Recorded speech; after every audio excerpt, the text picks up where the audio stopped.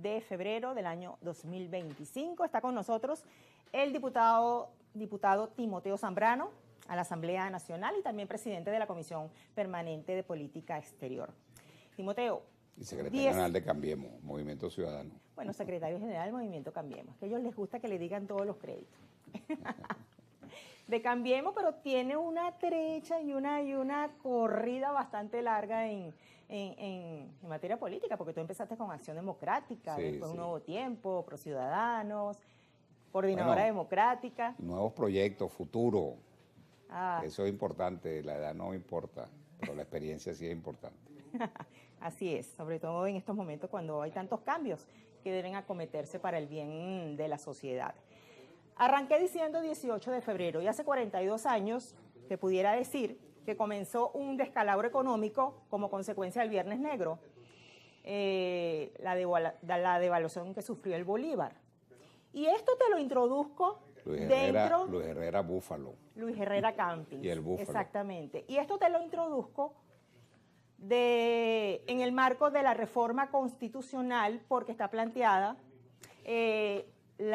modificaciones económicas en el modelo económico, también en el cambio social, en el modelo social, y allí lo del poder comunal, bueno, que está sonando mucho. Pero empecemos entonces ahora por la parte económica. ¿Qué crees tú que en la reforma constitucional debe implantarse un nuevo modelo económico? ¿Debe sustituirse por otro? ¿Debe mantenerse? ¿Debe mejorarse? Y si hace falta realmente reformar la Constitución Nacional. Bueno, siempre las reformas son importantes porque es evolución también, ¿no? Pero es considerada la mejor constitución del mundo según muchos personeros políticos. Bueno, es muy garantista, esta es una constitución muy garantista. Quizás en el tema de los poderes, que el presidente dice, bueno, el primer punto, la distribución del poder, para agregar el poder comunal. Pero obviamente ahí habrá una discusión de calado en la distribución del poder, porque creo que habría que revisar el sistema político. Es decir, ¿cuál es el sistema que queremos? Si queremos continuar con un sistema de elección directa o queremos un sistema de elección directa pero en segundo grado, como es el caso norteamericano, que tú eliges al presidente de la República de manera directa, pero tienes un colegio electoral que es el que resuelve el tema de pero la bastante elección del se ha presidente. pronunciado el gobierno nacional con las elecciones de Estados Unidos, incluso ha cuestionado, la ha criticado porque la población estadounidense no elige directamente al presidente, en este caso Donald Trump. Bueno, pero si por ejemplo el gobierno quiere darle otras competencias al poder comunal para elegir de alguna manera o preseleccionar candidatos, ponle tú eso, o resolver al final quién es el que gana las elecciones, eso es segundo grado, o sea que tú le puedes poner nombres que tú quieras, puedes cuestionar, pero obviamente hay sistemas que a mi juicio son mucho más transparentes y tienen mayor poder el Parlamento, mayor fuerza y por eso es más transparente.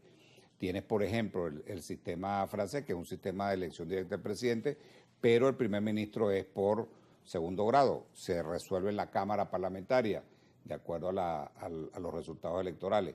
Y tienes, por ejemplo, el sistema ortodoxo tradicional de elección directa del régimen parlamentario, en la cual tienes dos cámaras, resuelves un problema de las dos cámaras. Y en segundo lugar, tienes el voto popular directo, es cierto, pero resuelves una elección de segundo grado a partir de los votos que saque cada partido.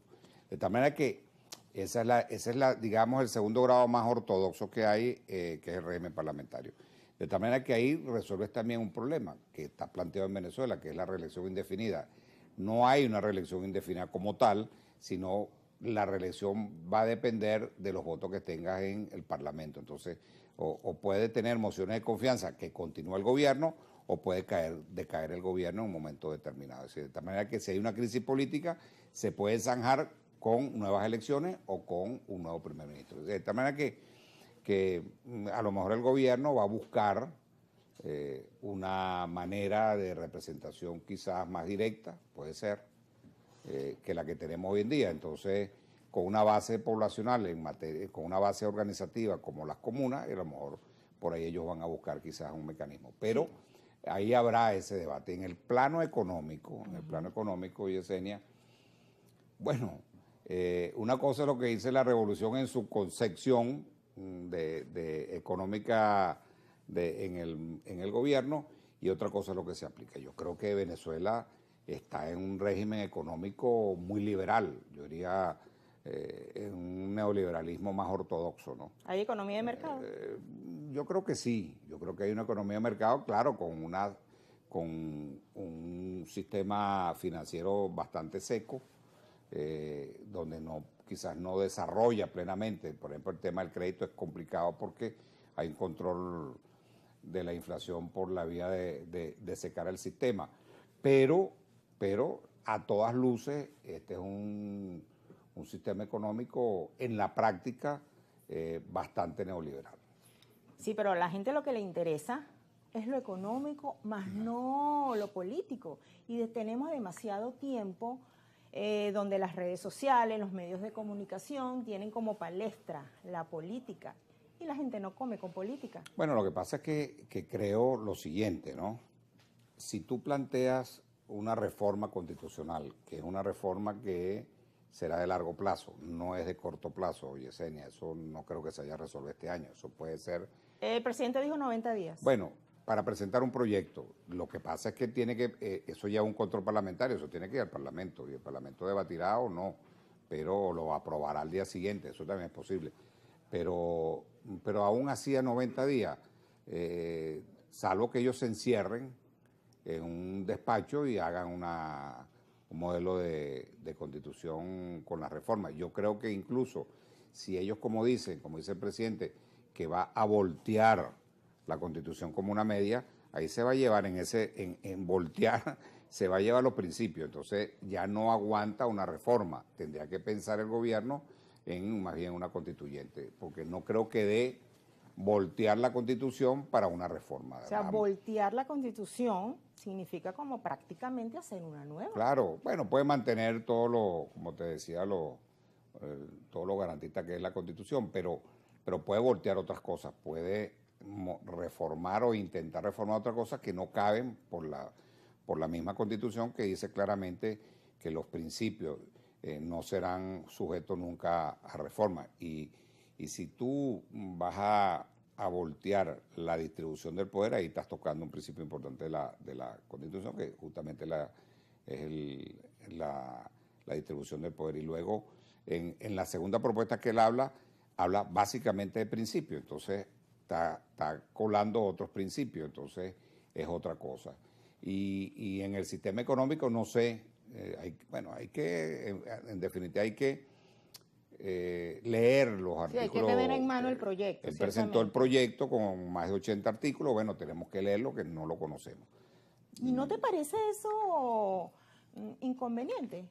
Que presente un proyecto y todavía no tenga la clase política acceso a ese Bueno, contenido. Él tiene la reserva constitucional, ¿no? Y basado en la reserva, él dijo, bueno... Por atribución de la Claro, Constitución. por atribución, sí. En este momento porque él es el que tiene la iniciativa, constitucional. Entonces, él dice, bueno, yo en 90 días presento un proyecto completo, ¿no? Entonces, pero estos son los artículos que considero que deben ser sujetos de reforma. Bueno, hay que verlo, si esos artículos tocan, como te decía, aspectos fundamentales de la Constitución que no cabe la reforma. Entonces,